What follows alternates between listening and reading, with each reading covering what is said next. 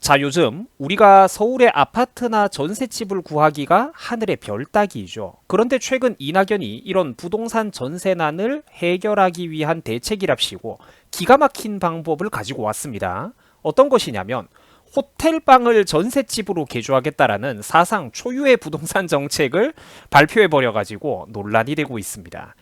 자, 호텔이나 빈 상가, 오피스텔 같은 것들을 개조를 해가지고 전세난에 대응하기 위한 주택용으로 공급할 예정이다. 뭐 이런 소리들을 해대고 있던데, 야, 여러분 한숨밖에 안 나오시죠? 네, 저도 그렇습니다. 이 정부의 부동산 대책 수준을 보고 있자면 한숨밖에 안 나온다라는 것이죠. 부동산 정책의 수준을 보자면 한숨밖에 안 나온다라는 것입니다. 자, 여러분 상식적으로 한번 생각을 해보세요. 저게 원래 다른 용도로 지어 올렸던 저런 건물들을 주거용으로 개조를 한다고 하면은 그 막대한 돈이 결국 누구 주머니에서 나오겠습니까? 저 사람들 개인 재산 내놓겠어요? 아닙니다. 국민 여러분들이 낸 세금으로 저 짓을 하는 거예요.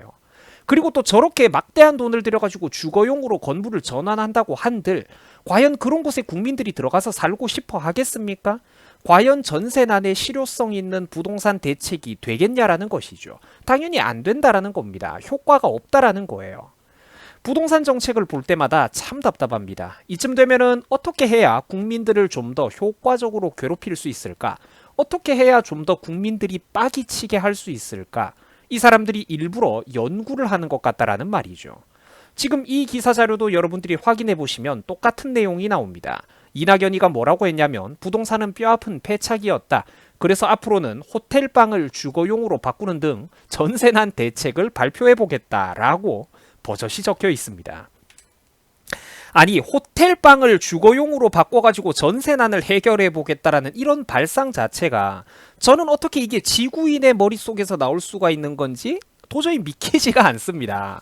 믿기지가 않는다니까? 자, 그래서 지금 인터넷에다가 여러분들이 이낙연 호텔이라고 검색만 해보셔도 검색어 자동 완성이 될 정도이고 전국에 얼마나 기가 막힌 사람들이 많았는지 짐작이 되시죠? 그리고 언론과 정치권에서도 어이없다라는 반응이 쏟아져 나오고 있습니다. 대한민국의 국격이 살살 녹고 있어요. 자, 자세한 내용을 저와 함께 알아보겠습니다. 자, 방금 전에도 제가 설명을 해드렸습니다만 최근 더민주의 이낙연 대표는 요즘 엉망으로 돌아가고 있는 부동산 아파트 정책과 또 그로 인한 우리나라의 전세집 부족 현상에 대해서 기상천외한 대답을 내놓아가지고 논란이 되고 있습니다. 자, 이른바 호텔방을 주거용으로 개조를 해가지고 주택 공급을 늘려보겠다, 전세난을 해결해보겠다, 뭐 이런 식으로 지금 접근을 하고 있는데, 야, 이거는 도저히 정상적인 사람의 머리에서는 나올 수가 없는 발상입니다. 심지어 뿐만 아니라 공장을 주거용으로 리모델링 해가지고 주택 공급을 하겠다, 공장을 리모델링하고 상가와 오피스를 리모델링 하겠다, 이런 소리까지 나오고 있는 판국입니다.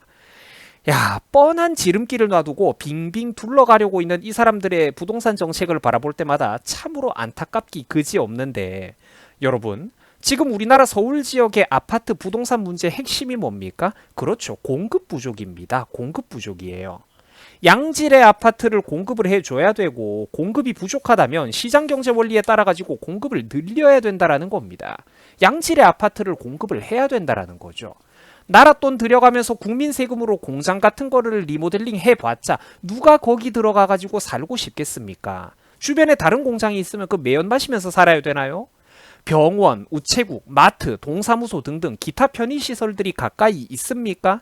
학교라든지 학원이라든지 자녀들의 교육 문제는 어떡할 겁니까? 공장에 들어가가지고 어떻게 이런 거를 해결을 해요? 누가 거기에 들어가고 싶겠냐고요? 단순히 거기 하나만의 공장 리모델링의 시설만이 문제가 아니라 그 주변에 인접해 있는 사회 인프라가 중요하다라는 것입니다. 사람들이 왜 아파트 단지에 모여서 사는 것인지, 우리나라 환경에서는 왜 그게 최적화된 주거 환경으로 자리를 잡았는지 우리가 차근차근 한번 진지하게 생각을 해봐야 된다는 것입니다.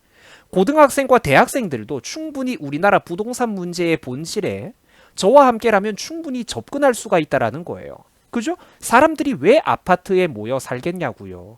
공장 리모델링 해놓으면 누가 거기 가가지고 살고 싶겠습니까? 주변 인프라가 다 갖춰져 있냐라는 것이죠. 그러니까 우리가 세상이 끝날 때까지 환경 핑계만 해서는 안 되고 낡은 지역들에 대해서 적극적으로 재개발과 재건축도 한번 생각을 해봐야 된다는 겁니다. 아니 집값이 서울 수도권의 아파트와 집값이 안 잡혀가지고 국민들이 청년들이 내 집 마련을 못하고 있는데 개발을 해야죠. 공급량을 늘려야죠. 언제까지 두 손 놓고 가만히 앉아만 있을 겁니까? 기존에 서울권에 있던 낡은 저층 아파트들이 면적만 많이 차지하고 인구 수용 능력이 떨어진다면 당연히 고층 아파트로 더 높게 재건축을 허가를 해줘야죠. 어떻게든 뜯어 고쳐야죠. 자, 물론 그런 거를 건축, 재건축, 재개발을 안 하면은 좋을지도 모르겠지만 문제는 그렇게 했더니 사람들이, 청년들이 더 이상 들어가가지고 살 집이 없지 않습니까? 그럼 주택 공급을 늘려야죠. 안 그러고 공급을 늘리지 않고 수요가 넘쳐 흐르는데 어떻게 이 문제를 해결할 거냐는 것입니다. 그죠? 공급을 안 늘리고는 답이 없다라는 거예요. 문정부와 더민주 정권의 사람들이 세금 늘리면 해결된다, 규제하면 해결될 거다, 집값 문제가 해결될 거라고 그렇게 큰 소리를 뻥뻥 쳐댔습니다만, 자, 그렇게 한 결과가 결국 어떻게 됐습니까? 서울 집값이 상상도 못할 정도로 어마어마하게 몇 배로 올라가 버렸어요. 저 대상승 시즌에 못 올라탔던 국민들은 이제 두 번 다시 서울 및 수도권에 이제 절대로 내 집 마련을 할 수 없게 된다라는 것입니다. 이게 바로 자연스러운 시장경제 흐름을 외면한 결과입니다. 탁상머리 이론과 그릇된 이념을, 이데올로기를 현실에 억지로 강제로 끼워 맞춘 결과가 바로 이거라는 거예요. 현재라는 것입니다. 인구가 늘고 환경이 변한다면 거기 맞춰가지고 아파트와 동네 인프라도 뜯어 고쳐야죠. 환경이 변하면 우리도 변해야 된다라는 겁니다. 그런데 개발도 하기 싫어, 건축도 하기 싫어, 공급량도 늘리기 싫어, 근데 집값은 잡고 싶어. 이게 뭡니까 여러분? 이게 뭐예요? 애들이 투정 부리는 것도 아니고 이게 뭐냐라는 것이죠. 그래서 결국 집값이 잡혔습니까? 못 잡았잖아요. 이명박 박근혜 시절에 비하면 몇 배로 튀어오르기만 했지 않습니까? 이게 결국 이념과 이데올로기, 탁상공론 속의 그런 어떤 사상적인 부분을 현실 문제를 등한시하고 강제로 끼워 맞춘 결과가 바로 오늘날의 현재라는 거예요. 여러분, 우리나라 서울 수도권의 요즘 전세와 월세 시세가 왜 자꾸 오르겠습니까? 간단한 거예요. 집주인들을 악당으로 취급하고 정부가 집주인들에게 불리한 부동산 정책을 자꾸만 인위적으로 강제하고 있기 때문입니다. 세금을 올리고 규제를 강화하고 자꾸만 괴롭히니까 그 손해분을 메꾸려면 집주인들이 어떻게 해야 되겠습니까? 그렇죠. 손해를 안 보기 위해서는 과거와 집주인들이 욕심이 많은 게 아니라 과거와 똑같은 이윤을 지키기 위해서는, 사유재산을 지키기 위해서는 세금이 상승한 분만큼 가격을 올릴 수밖에 없다라는 거예요. 자연스러운 현상이라는 것이죠.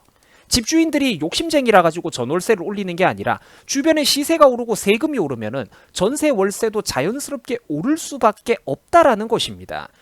더 많이 가지기 위해서가 아니라 내가 가지고 있던 거를 지키기 위해서 오를 수밖에 없다라는 것이죠. 지극히 자연스러운 현상입니다. 전부 정부가 세금 폭탄을 만들고 규제 천국을 만들어내니까 이거를 보전하기 위해서 살아있는 시장경제 원리가 자연스럽게 반응을 하는 거예요.